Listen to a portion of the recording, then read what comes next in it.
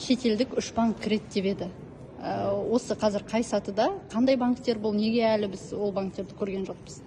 Ол енді біз, сіз дұрыс айтасыз, бізге мемлекет басшысы сондай жалпы тапсырма берді. Осы жылдың аяғына дейін 3 ірі шетелдік банктер кіру сондай мақсат қойды. Біз енді өздеріңіз естідіңіз ғой, Береке банкты катарлық Лиша банк сатып алды. Ол енді катарлық қаржылық группа, Катарда танымал. Екінші, біз биыл жазда оңтүстік кореялық BNK финансқа келісім бердік. Олар қазіргі кезде микроқаржы ұйым организациясы бар, ұйымы бар. Олар бір 3 жылдан астам микроқаржы ұйым болып Қазақстанда жұмыс істеп жатыр. Қазақстанның нарығында оларға біз келісім бердік. Олар біз ойлаймыз, келесі жылдың ортасына дейін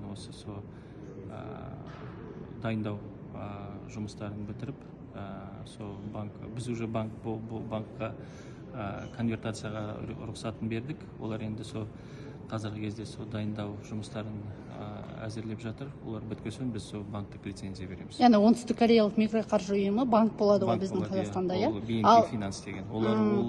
Ол BNK Finance группта қазіргі кезде Кореяда 2 банкі бар өзінің.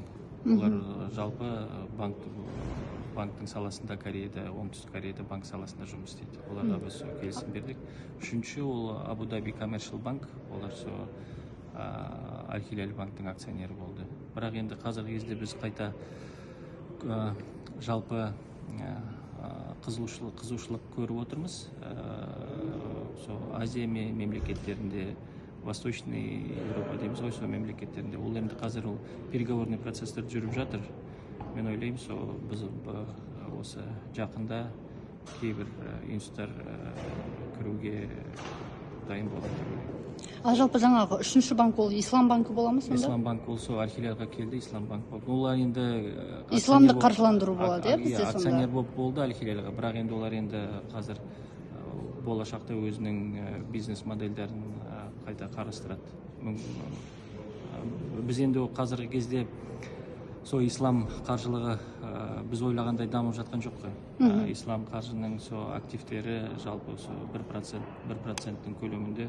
Біз сол үшін біздің универсальный банктерге ислам қаржылығын, ислам банктың жұмыс істеуге мүмкіншілігін береміз деп ойлаймыз. Исламский окно дейміз ғой, ислам қаржының терезесін.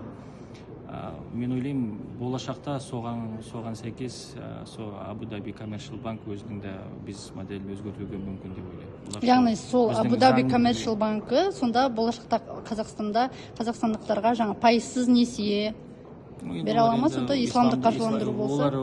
Олар енді болашақта өзінің бизнес моделін өзгертіп, тек қана исламдық банкинг емес, басқа да біздің халқымызға басқа да нелерді. Бірақ сондай да тетігі болады, иә? Пайызсыз несие беру.